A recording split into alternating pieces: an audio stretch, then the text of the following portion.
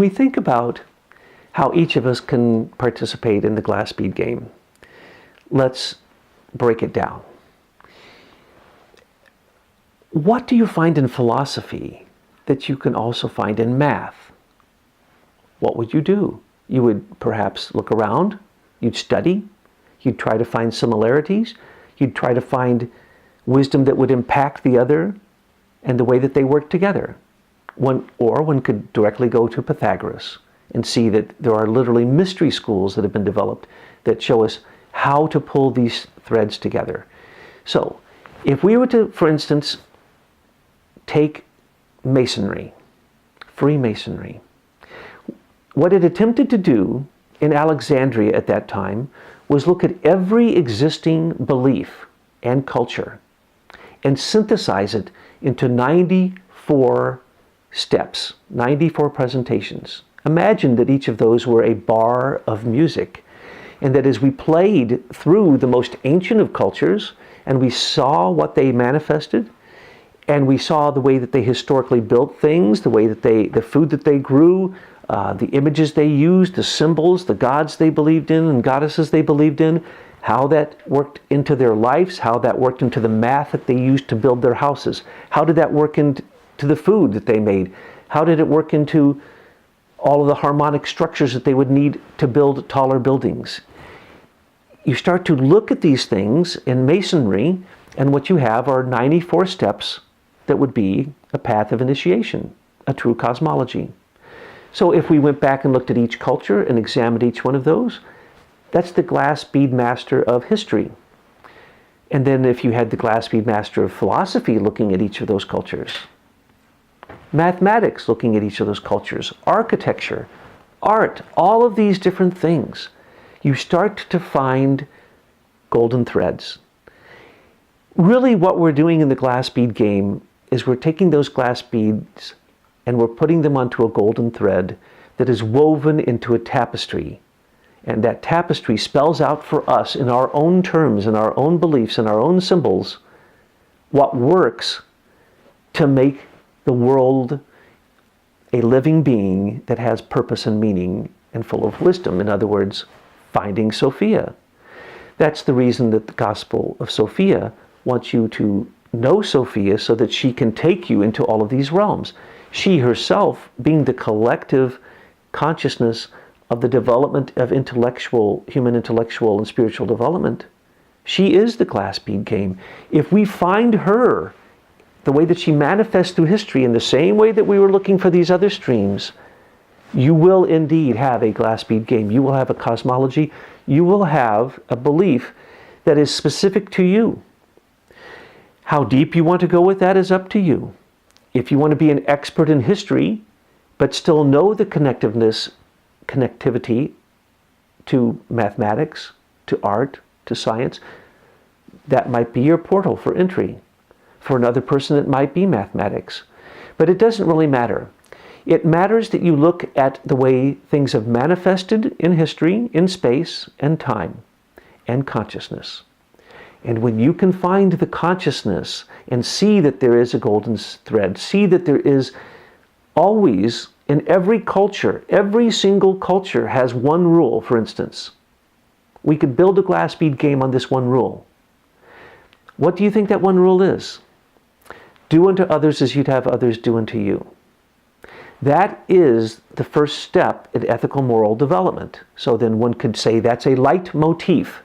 It's like the opening phrase to a Beethoven symphony, which is repeated, or a fugue, which starts off simple and builds, or a canon, or something that is a counterpoint. It is a mathematical experience, musically delivered with images that awaken moral capacities in you. These three elements of the soul that were referred to in Hermann Hesse's three incarnations are called imagination, inspiration, and intuition. And they work through images and sounds and actions. So as we look at images, sounds and music, words, actions through history, building, architecture, so on and so forth, we get to see really this spirit manifesting in the world. Spirit is unseen. but it's not totally unseen. We can see the effects that are long-lasting. We can see the eternal in this realm, and that is the golden thread. When we can see behind science, philosophy, art, religion, all things, to the experience. For instance, someone paints a beautiful painting. Everyone who comes up to that painting is going to have a different experience. And it really has nothing to do with the experience that the artist had. So the artist, as they painted it, had an experience like a master of art.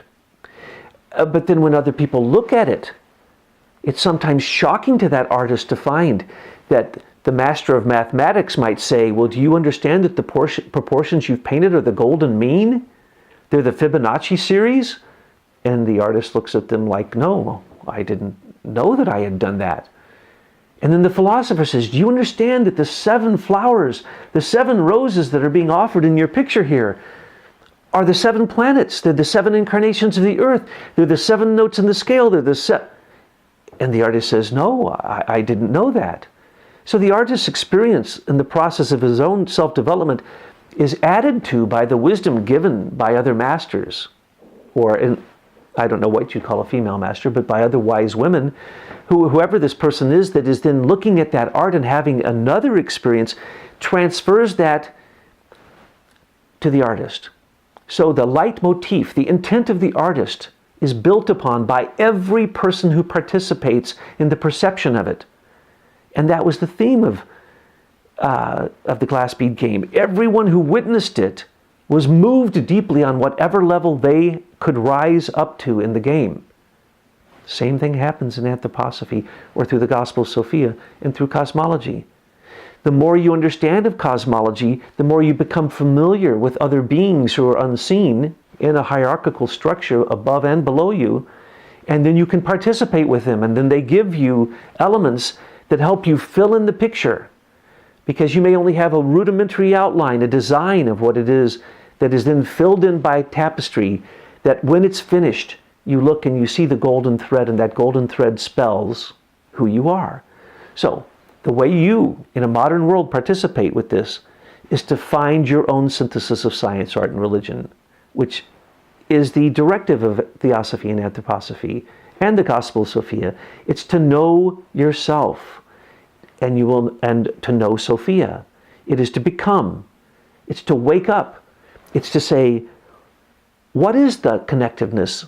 What is it that science is teaching us? For instance, if you look at all the scientific discoveries, you think, well, wait a second.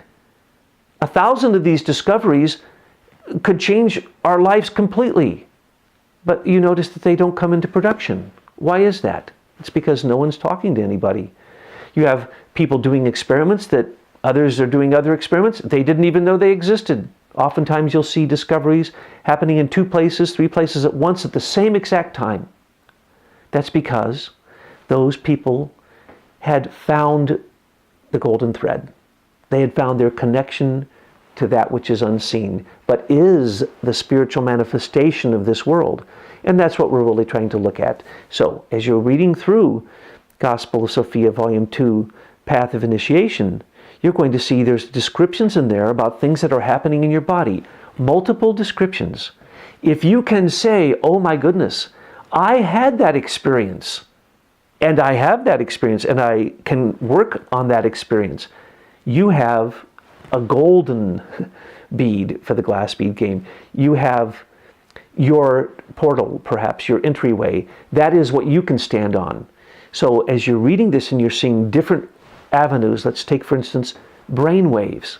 Perhaps that's one way you want to look at your spiritual development. Biomineralization, that could be another.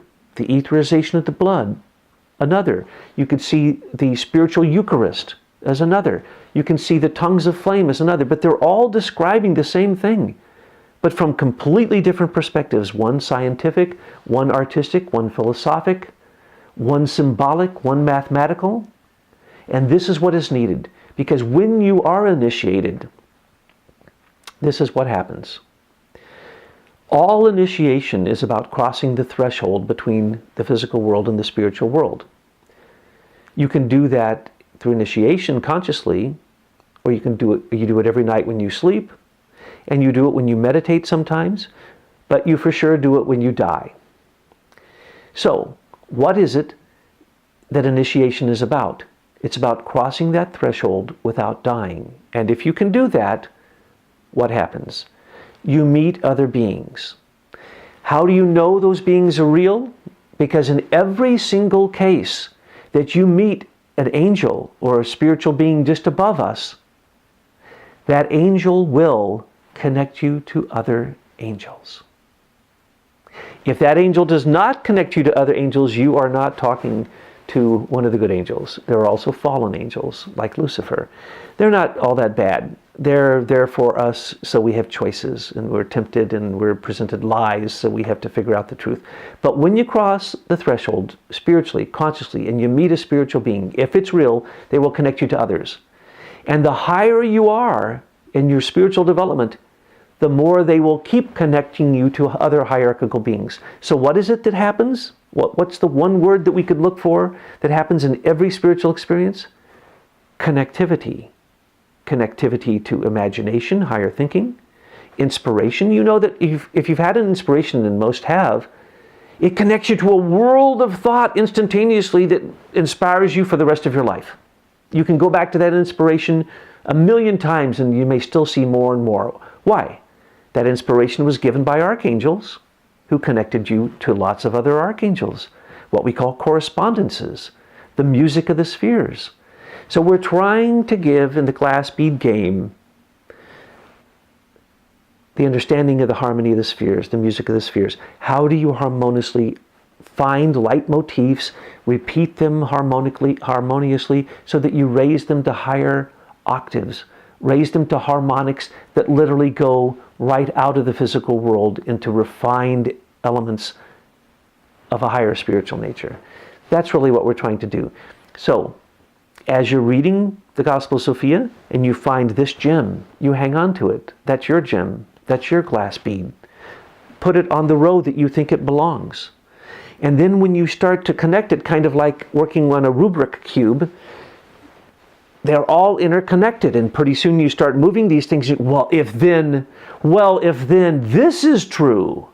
Oh my gosh, this must be true. And then you go and you look and you research and you find it is. Inspiration.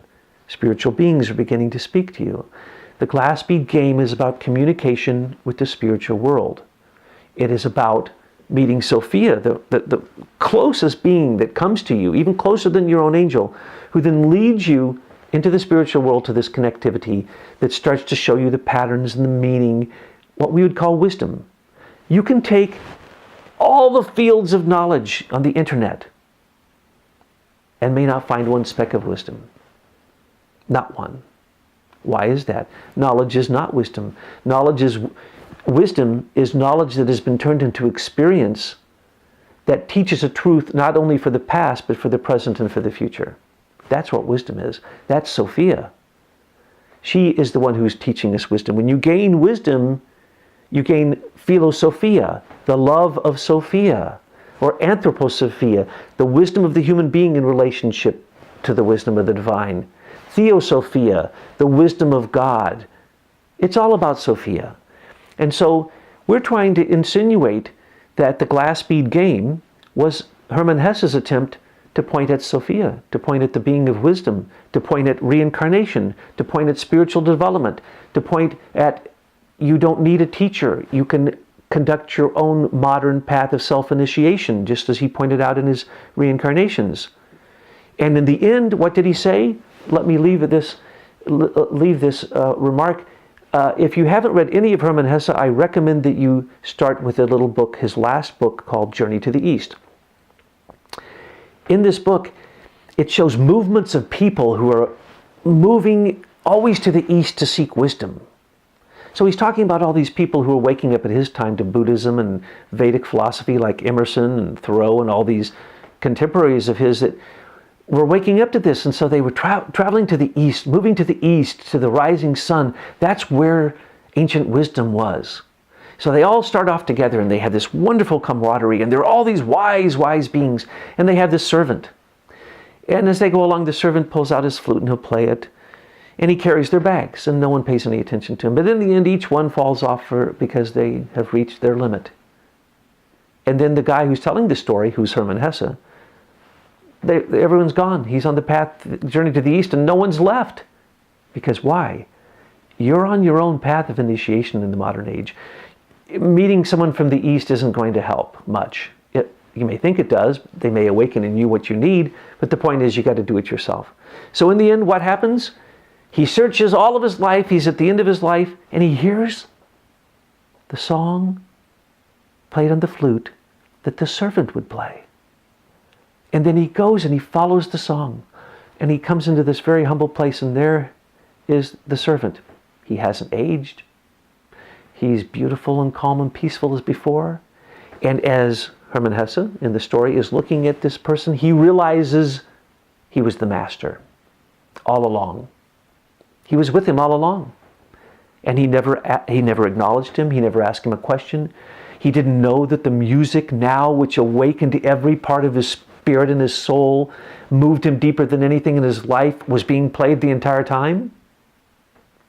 This is the glass bead game. All around you are the pieces. But you have to take them, put them together, and make sense of them for yourself, because really you are creating this tapestry of your own destiny as you play the glass bead game.